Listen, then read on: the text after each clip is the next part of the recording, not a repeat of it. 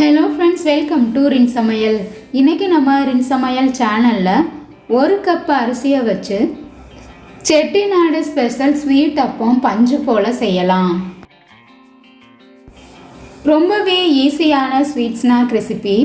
Evening டயத்தில் tea கூட வச்சு சாப்பிட்றதுக்கு இந்த ஸ்வீட் அப்பம் ரொம்பவே டேஸ்ட்டாக இருக்கும். ஆப்ப சோடா சேர்க்காமலே பஞ்சு போல் சாஃப்டாக இந்த அப்பத்தை செய்யலாம். ரின் சமையல் சேனலை சப்ஸ்கிரைப் பண்ணிக்கோங்க.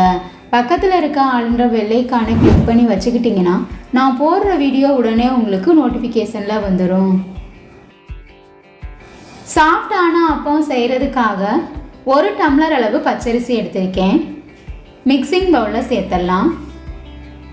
எந்த டம்ளரில் நம்ம அரிசி அளந்து எடுத்தோமோ அதே டம்ளரில் 1/4 டம்ளர் அளவு உளுந்து எடுத்துக்கணும். கடலைப்பருப்பு 1/4 டம்ளர் சேர்த்துக்கோங்க. 1/2 ஸ்பூன் அளவு வெந்தயம். நம்ம சேர்த்துருக்க எல்லா பொருட்களையும் தண்ணி சேர்த்து 2-3 தடவை நல்லா அலசிடணும். அரிசி மூழ்கிற அளவுக்கு தண்ணி சேர்த்துட்டு மூடி போட்டு 2 மணி நேரத்துக்கு ஊற வச்சிருங்க. 2 மணி நேரமாக அரிசி நல்லா ஊறிடுச்சு. அரிசியில் இருக்க தண்ணியை எல்லாத்தையுமே வடிச்சிடணும்.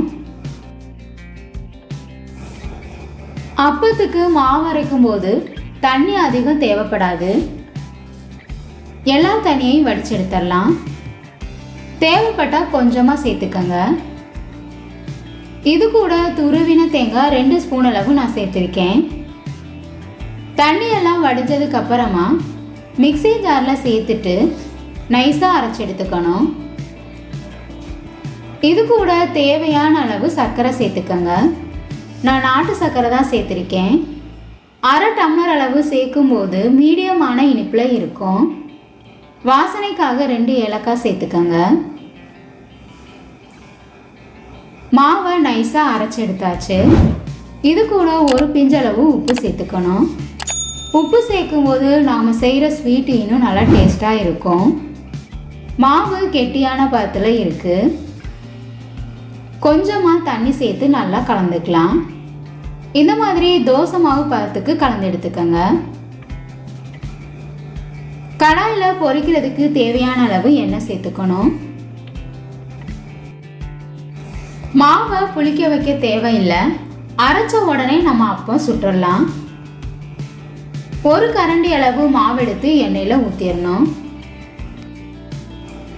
அப்பத்து மேலே லைட்டாக எண்ணெயை இந்த மாதிரி கரண்டியில் எடுத்து தெளித்து விடணும். இப்போ நமக்கு குண்டு குண்டுன்னு அப்பம் வந்துருச்சு. ஒரு பக்கம் வெந்ததுக்கு அப்புறமா அடுத்த பக்கம் திருப்பி விட்டுருங்க. அடுப்பை மீடியம் ஃப்ளேம்லேயே வச்சு பொரிச்சுக்கணும். அப்போ தான் உள்ளுக்குள்ளையெல்லாம் வெந்து அப்பம் சாப்பிட்றதுக்கு நல்லா டேஸ்ட்டாக இருக்கும். எண்ணெயிலிருந்து நுர வரதெல்லாம் குறைஞ்சதுக்கு அப்புறமா அப்பத்தை வெளியில் எடுத்துடலாம். கலர் நல்லா மாறிடுச்சு பாருங்கள்.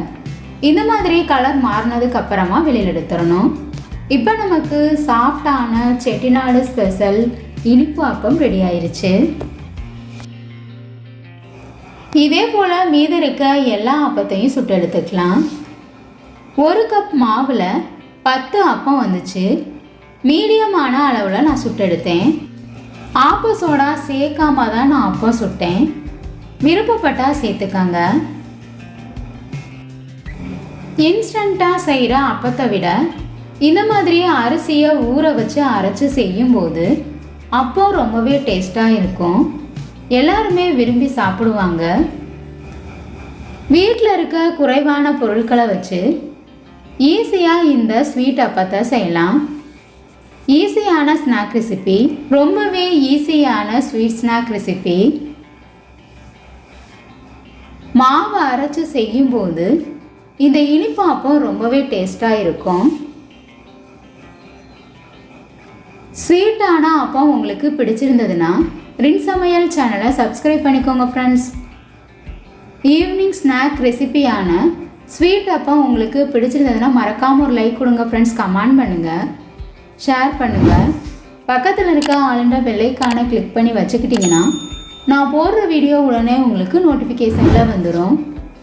Thank you friends.